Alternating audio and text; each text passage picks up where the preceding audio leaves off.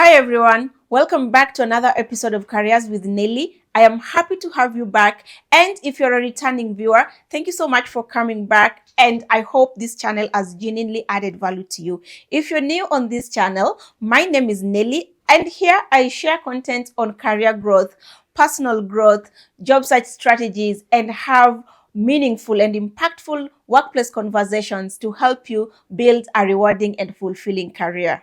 And today's episode is one that is so close to my heart because I'm talking about job interviews. If you've followed me for some time on social media, or if you've been here as a subscriber for some time, you know I share a lot of content about interviews. I guide job seekers on how to navigate interviews. And today, I want to speak about something which, as I've already said, is so close to my heart because it is so one thing that I believe prevent or rather hinder so many people from going past the job interviews. So are you currently interviewing, or have you previously interviewed, or are you having frustrations having interviewed so many times but you either don't get feedback or you get a regret? So I want to share the 5 most common mistakes that are making you, or rather that are preventing you from getting the interview. So are you currently interviewing and not going past the interview, or not getting feedback? And even if you're getting feedback, you're getting a regret. So in this video, I want to share 5 things that you need to stop doing if you want to go past the job interview. And I'm going to focus on those mistakes that most job seekers or most interviewers actually do that prevent them from going beyond the interview. And I will narrow down this more specifically to things that affect or compromise on your authenticity. So if you're going through that frustration of interviewing countlessly, because I always believe that if you're getting interviews, then really there's no reason why you should not get the job, unless if it is due to reasons that are beyond your control. So if you're already getting interviews, you're lucky and you should get the job. So that is what I'm going to share with you in this video. If this is something that you want to learn about, if you're going through that frustration of getting interviews but not getting the jobs, and if you want to shorten your job search process, then this video is definitely something you want to sit back and watch.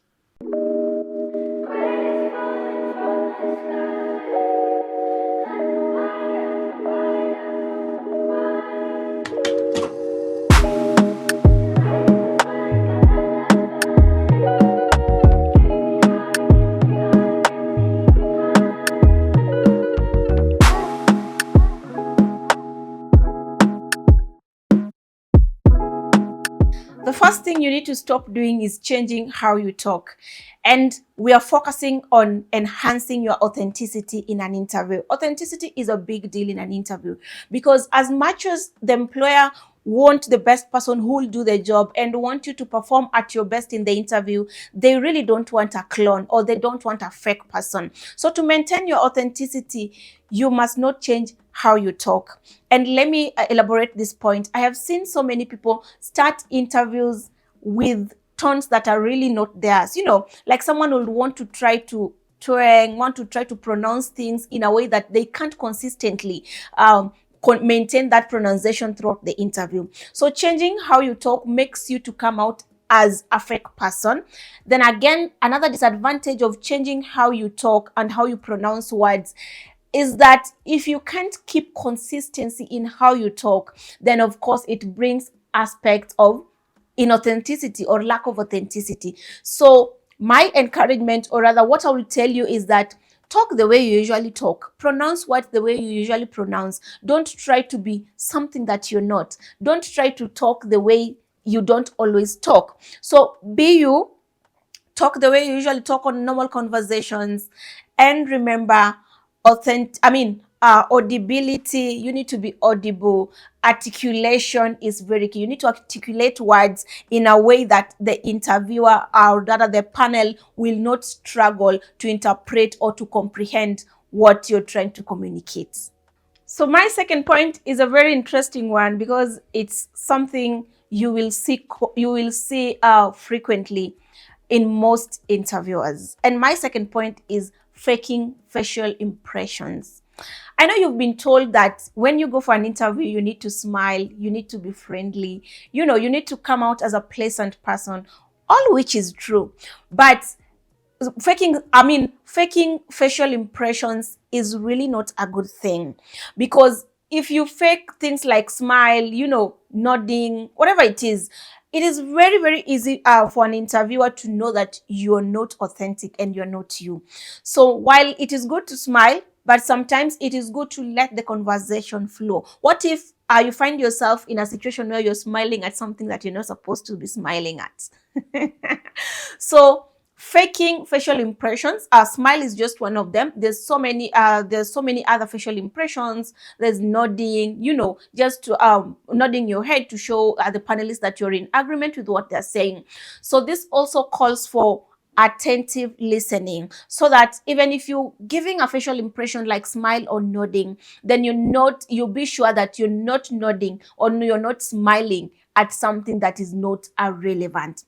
So before you fake a smile or before you fake a nodding, just for the panel to actually to try to convince the panel that you're in agreement with them, or that you're pleasant and you're happy, know when to use which facial expression.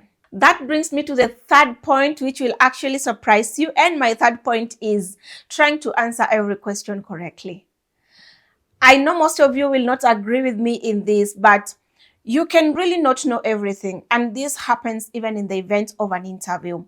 While it is good to answer questions correctly, because interview is a competitive process, you're being interviewed alongside other candidates, trying to answer every question correctly can disadvantage you. And here is the thing. When you try to answer every question correctly, especially in those questions that you do not know the answer, you become irrelevant. So then what do you need to do in the event that you do not know an answer to an interview question? The best thing to do is to ask for more time. And sometimes if you know that it is something you don't know, it is just okay to say pass, because interview is testing so many things, and your ability to answer questions is just one of them. I have seen candidates who did not answer all the questions correctly land the job, while those who answered all the questions correctly not getting the job. So don't kill yourself too much to answer everything correctly. It is okay if you know all the answers, it is perfectly well and it works for you. But in the event you do not know an answer to an interview question, you can do two things. You can say that pass, so that you try to answer, or you come back to that question at the end of the conversation by just saying, please allow me time to think through that, and I'll be able to give you an answer by the end of this conversation. And in the event it is something you cannot answer at that time, you can request to get back to them thereafter. And of course, when you go back, do your research and get the answer, then you can you can maybe communicate back through an email, through a phone call, and just further answer that question. So it is okay not to know answers to an interview question, and there's really no point of trying to kill yourself and get to a point where you're beginning to feel nervous because you can't answer a question correctly. The next one is over rehearsing answers. And this is a very common one, over rehearsing interview answers. I know when you're preparing for interviews, you'll watch a video like this one, and I encourage you to watch those videos because they have a wealth of knowledge that help you to prepare for your interviews.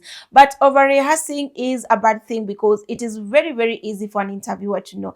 Guys, one thing you need to know is that interviewers are trained to assess you as a person, and they can be able to read you beyond just the conversation, the now conversation in an interview.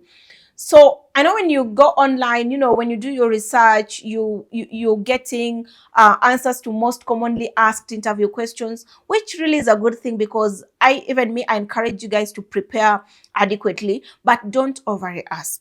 When you over rehearse, it kills authenticity. So understand the questions. Even if you are getting answers to most commonly asked interview questions, understand the questions and understand the framework of answering those questions. So when you understand the framework, it allows you to craft compelling stories around your answers. And that's why over-rehearsing will limit you from using storytelling in job interviews, which is a powerful tool to help you navigate through your interviews. And by the way, there's a video that I did that speaks about storytelling how to use storytelling to answer interview questions. Of course, I'll be linking that video so that you can watch it when you're preparing for interviews. So over rehearsing really disadvantages you because it brings an aspect of inauthenticity, and the panel can easily tell that you either crammed, this is someone who does not know the job, but they overly practiced, which is a good thing. But the moment someone is able to question whether or not you understand the job, then it puts you in a place of a disadvantage. And my last point is overdressing, or dressing in clothes that you have never worn. I've decided that 2 different points, but I've decided to discuss them in one because generally it's about dressing for interviews. So what is overdressing? There is overdressing and also underdressing. So overdressing is when you dress above the industry expectations or industry standards of the company that you're going to interview for. Underdressing rather is when now you extremely casual. And dressing in clothes that you've never dressed on before. Why is it even wrong? You get very comfortable when you put on something that you're used to. So imagine getting into an interview, either you put on a skirt that is short, maybe for ladies, or you put on a trouser that is quite tight. So what is it that you'll be doing all through the session? Either pulling your skirt up, straightening your trouser, checking on your shirt, looking at your oversized coat, looking at your oversized attire all through, and making you very uncomfortable. So apart from just this type of dressing denying you a professional look, they also make you uncomfortable throughout the session. And if you're uncomfortable, honestly, you'll begin to develop anxiety, and you'll even also distract the panel and distract the entire conversation. So it is good that you understand the industry standards when it comes to the dress code. It is also good that before you put on a cloth or an attire for an interview, please, even if it is new, because I know some of us get new clothes for interviews, which really is a good thing, try it out before the day of the interview and have someone maybe just look at you and help you know if it is okay, or just look at yourself through the mirror to know that the clothes fit you really well. So overdressing, underdressing, dressing in clothes that you've never dressed in before can bring in aspects of anxiety, make you uncomfortable, make you unsettled, and affect your concentration and your performance in the interview.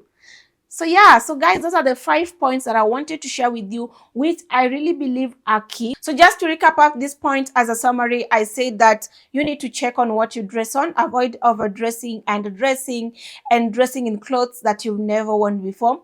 Avoid over-rehearsing interview answers. Avoid trying to answer everything correctly. It is okay to say no if you don't understand the answer, and promise to get back. Then I also said that it is important that you don't fake facial impressions. And lastly, I said never ever change how you talk. Talk the way you talk on a normal day. Authenticity is a key thing for you to pass your job interview, and I hope that these 5 points are going to help you to enhance your authenticity. And if you've been doing these mistakes, now you have it. Some of the things that make interviewers really tell that you are faking it and you are not the type of person that they are looking for. So if you've not subscribed to this channel, this is a good time for you to join this community where we are all about building and positioning ourselves for those dream jobs that we so desire. And if you have subscribed, thank you so much for supporting this work. Thank you so much for always being here. If you're a returning viewer, I appreciate your support, and I hope that this content that I share helps you as you navigate through your job search journey. So thank you so much for watching. I would like to know how, just in the comment section, have these mistakes ever affected you? What are some of the interview topics that you'll want me to help you discuss so that you make the process of job search easy for you? Thank you for watching, and I'll see you in the next video.